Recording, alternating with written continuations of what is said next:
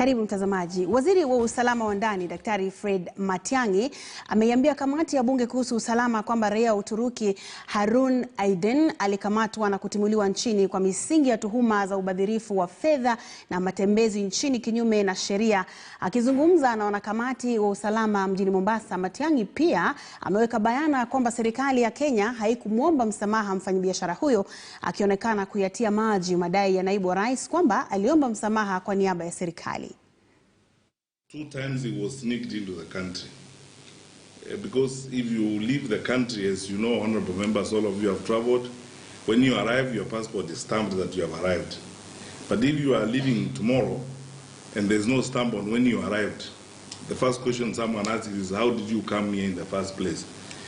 And this happens to all of us. It's not just foreign nationals or those who have worked, even you. If you attended a conference in Arusha, your passport will be stamped that you came into the country from Tanzania. Next time you are traveling, again the stamp will be there, but we noticed in his passport that 2 times he has a stamp for departure, but he doesn't have a stamp for arrival, which means 2 times he had been sneaked into the country. All this is evidence of an undesirable immigrant or an undesirable person. So we arrested him, and immediately this information came to our notice. As you know, again, especially some of you who have worked with government systems before, immediately it was in our hands. The security agencies in our country were in touch with the security agencies in his country. And so we agreed with the security agencies in this country that the best thing would be, and we do that on the basis of mutuality all the time, we surrender him to his country so that they can then deal with him or process him. So that is actually what happened. So we deported him on the understanding that we had with the Turkish government. We handed over their citizen as we agreed so that they can process him. There would never have been need to apologize. And then secondly, apologies, as I said, Kenya is a government that is a signatory to all these conventions. We would apologize, A, if there was a challenge, now there was no need. B, there are instruments we would use to apologize. There isn't an instrument that is existent, so we haven't apologized because there is no need to, and there's nothing that has gone wrong. Finally, Mr. Chairman, we've handled this matter with the seriousness that any government is supposed to deal with these issues.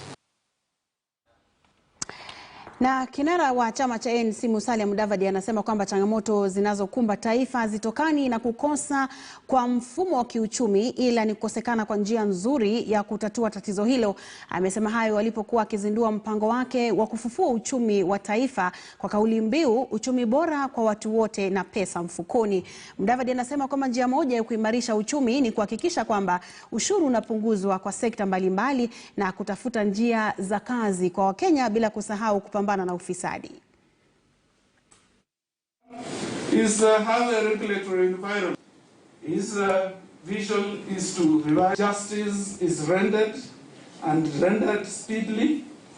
To that because he entered the government at a tender age. Third is an environmental agenda which is about free. But as the moderator indicated, is summarize these issues. The challenges facing Kenya is not about models. Let us diagnose what is there. If we have diagnosed health as an issue or some challenges in health, let us be surgical, find out what those are, and then think through the process of getting out of those challenges properly. If we are talking about debt, 70% of the revenue collected is going to pay debt. 70% of what KRA collects is going to pay debt. So what is left for development? Now, if 70% is going to debt, then slowly we enter into a debt trap, because the 30% that we have cannot meet our other needs, meet our other expenditures, pay salaries, and so forth. So again, you go out to seek more debt. Now, public debt will then translate into excessive household debt, because there is household debt. How does household debt grow? Household debt will grow because you are being taxed more by the government of the day to settle external debt. So ile pesa mfukoni, which you're supposed to have, is diminishing. And your household debt is growing. Your poverty levels are growing. So these are the issues that we need to arrest. And we can only arrest them from a holistic approach. Na makachero wa idara ya upelelezi katika kaunti ya Kirinyaga wamemtia mbaroni mwanamume mmoja mwenye umri wa miaka 37 kwa madai kuhusika katika ubakaji na mauaji ya msichana mwenye umri wa miaka 4 katika eneo la Kimunye, Kirinyaga Mashariki. Kwa mujibu wa mkuu wa idara ya upelelezi eneo la Gishugu, Millicent Ochuka, mshukiwa Peter Kanini Mushiri alifumaniwa mapema leo kwenye maficho yake na sasa anazuiliwa katika kituo cha polisi cha Kianyaga. Msichana huyo wa umri wa miaka 4 alipotea Jumatatu hii alipokuwa njiani kutoka shule ya msingi ya Mugumo, ambapo alikuwa ameandamana na watoto wenza wawili. Mwili wake ulipatikana jana jioni na mwanamke mmoja aliyekuwa ameenda kuosha mifuko ya majani chai katika eneo la Mugumo karibu na mto Karani.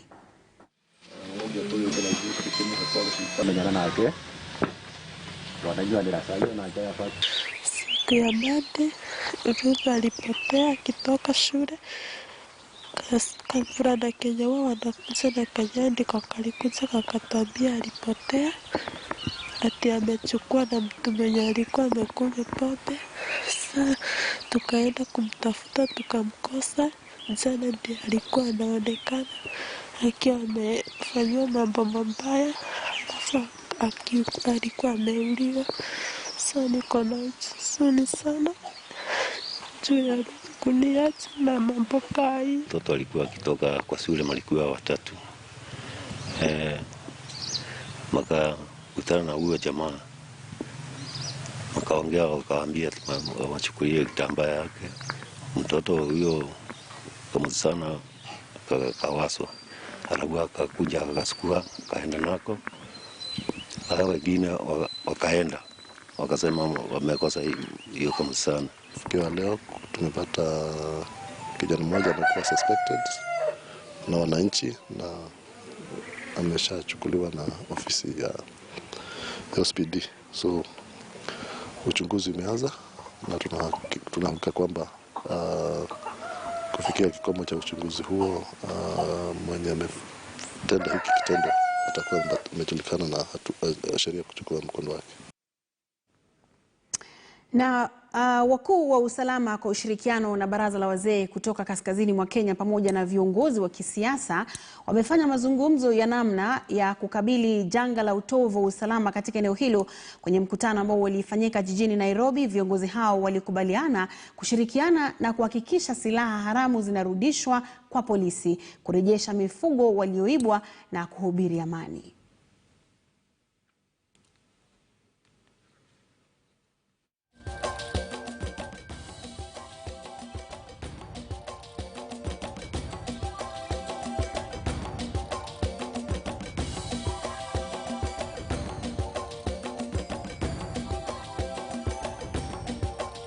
Resolution number 1, complete ceasefire from both sides to be adopted. Resolution number 2, meetings with the communities in the affected areas, Hadado and Marti. Resolution number 3, form a committee to do an assessment on the magnitude of damages on both sides. Resolution number 4, return all livestock and lost properties taken away during the clashes. Number 5, boreholes destroyed in the clashes should be rehabilitated and restored to normal operation after assessment by technicians. Jamii yote mbili waliweka hata forum yao ya kueneza usalama kutoka Isiolo na Wajir.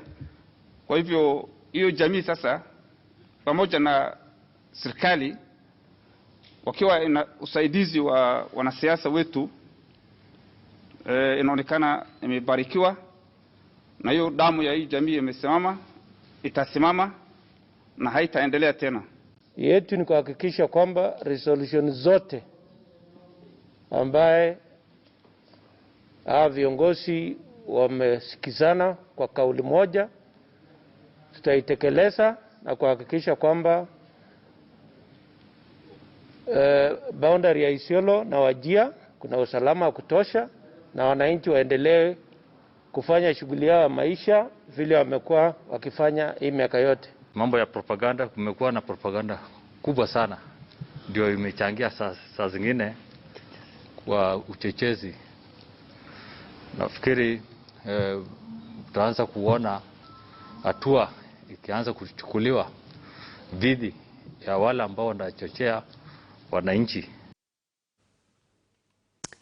Na wafuasi wa chama cha ODM katika kaunti ya Kiambu wamekashifu vikali Jimmy Wanjigi ambaye ameonyesha nia ya kuwania kiti cha urais mwaka ujao kwa tiketi ya chama hicho. Wafuasi hao wakisema kwamba hawana shida yoyote yeye kutoa mapendekezo yake, ila tu awaheshimu wafuasi aliowapata katika chama. Aidha amesema kwamba hapaswi kupitia kwenye njia ya mkato, huku akimsuta kwa madai ya kuleta migawanyiko kwenye chama. Tumemkaribisha kama presidential candidate kama ana uwezo ya kusimama, lakini ajue kuingilia maofisi ya ODM, ajue kuna offices established, kuna officials ambao wamechaguliwa na kuna officials ambao ni existing. Kwa hivyo akijaribu kuja kutengeneza kama parallel group, hiyo itamletea shida, na hiyo tumeikashifu katika chama. Alituambia siku ile ingine serikali ya Kibaki ilitengenezwa kwake nyumbani, serikali ya Uhuru ilitengenezwa kwake nyumbani, na kwa wakati huu anajua kuna serikali inatengenezwa, lakini kule inatengenezewa ye hajui.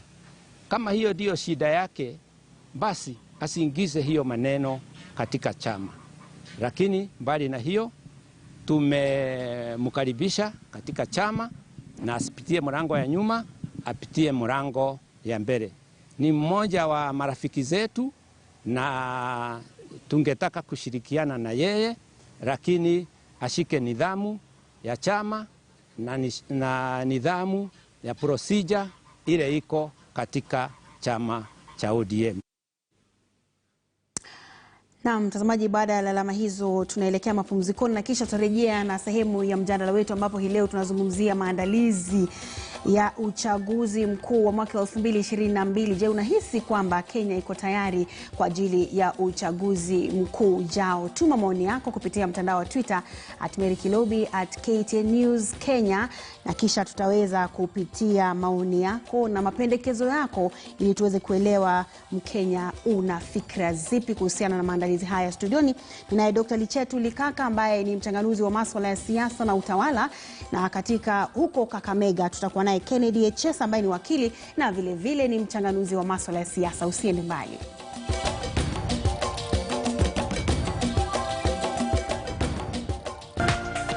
This is KTN News.